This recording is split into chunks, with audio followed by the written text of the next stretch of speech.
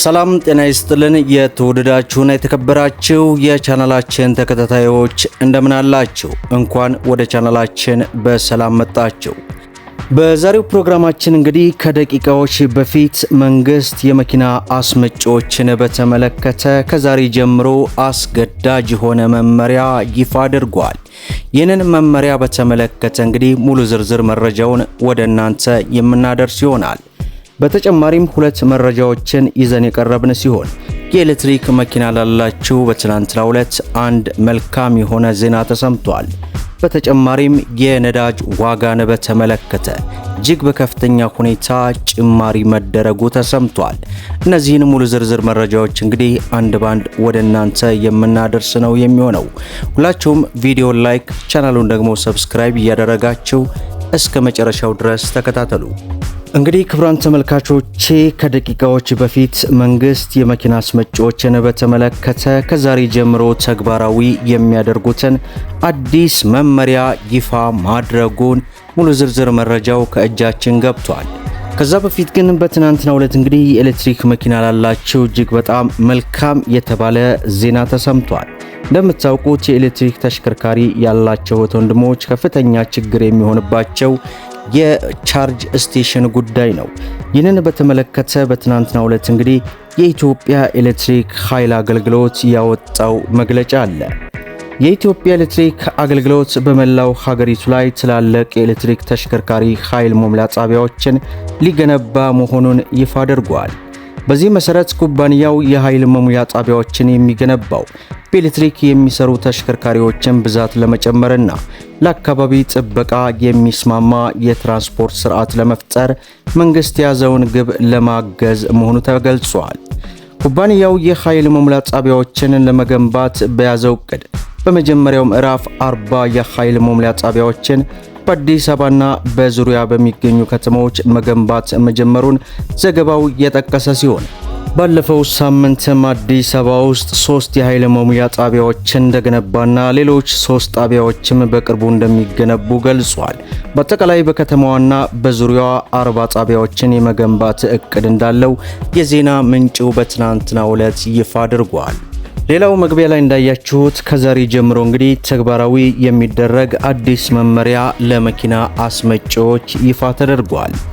የኤሌክትሪክ ተሽከርካሪዎችን ወደ ሀገር ውስጥ የሚያስገቡ ነጋዴዎችና አከፋፋዮች ከእጅ በእጅ ሽያጭ በተጨማሪ የደረ ሽያጭ አገልግሎትም እንዲሰጡ የሚያስገድድ መመሪያ ተዘጋጅቶ ስራ ላይ መዋሉን የትራንስፖርትና ሎጂስቲክ በዚህ ሰዓት ይፋ አድርጓል።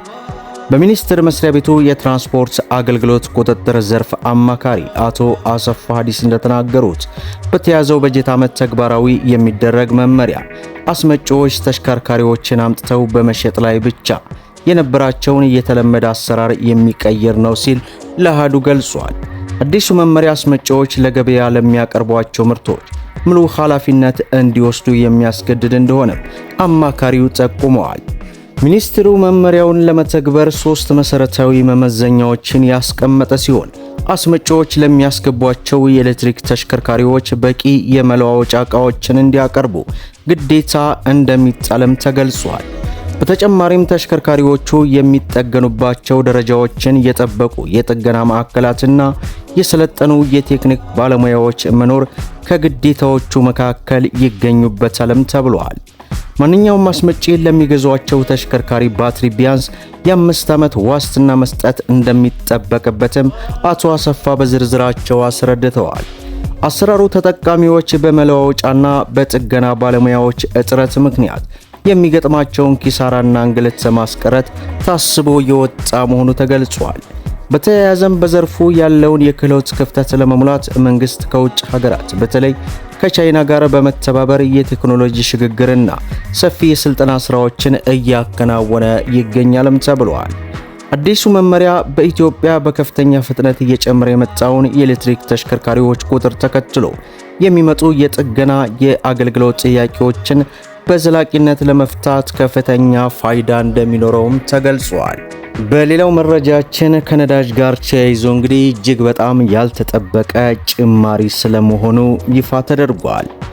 የኢራንና አሜሪካ ድርድር ያለ ስምምነት መጠናቀቁን ተከትሎ የፕሬዝዳንት ትራምፕ የኢራንን ወደቦች እንደሚዘጉ ከዛቱ በኋላ የነዳጅ ዋጋ በበርሜል $100 በላይ አሻቅቧል። በዚህም የተነሳ የብሬት ድፍድፍ ነዳጅ በዘይት በ7.3 በመቶ ጭማሪ በማሳየት $102.30 ገብቷል። በድርድሩ አለመሳካት ምክንያት የዓለም የኃይል ቀውስ እየተባባሰ ሊሄድ ይችላል የሚል ስጋት ማንሳቱን ቢቢሲ መዘገቡ ተሰምቷል። በተለይ አሁን ላይ በሀገራችን ኢትዮጵያ የነዳጅ ዋጋ መጨመር ብቻ ሳይሆን በርካታ ተሽከርካሪዎች ከአንድ ቦታ ወደ አንድ ቦታ እንኳን በነዳጅ እጥረት ምክንያት መጓጓዝ የቆመበት ሁኔታ ነው። ይህም እንግዲህ መኪኖች በእጥፍ እያስከፈሉ ህብረተሰቡም ከፍተኛ የሆነ መማረር እያመጣ ይገኛል። ዞሮ ዞሮ ሰላም ለዓለማት ሁሉ፣ ሰላም ለሀገራችን።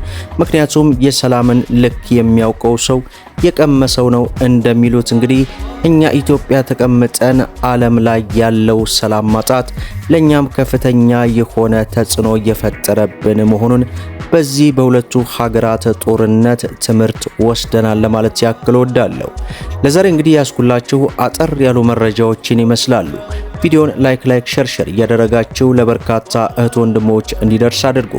ለቻናላችን አዲስ ከሆናችሁ ስለ መኪና ለማወቅና መኪናን በተመጣጣኝ ዋጋ ለመግዛት ሰብስክራይብ በማድረግ በየዕለቱ የሚለቀቀው መረጃ እንዲደርሳችሁ የኖቲፊኬሽን ማብራታችሁን አትዘንጉ እያል ለዛሬ ያስኩላችሁ መረጃ ይመስላል። እስከ ፍጻሜው ድረስ አብራችሁን ስለቆያችሁ ልባዊ ምስጋናችንን እየሰጠን በሌላ ቪዲዮ እስከምንገናኝ ወሰላሙ አለይኩም ወራህመቱላህ።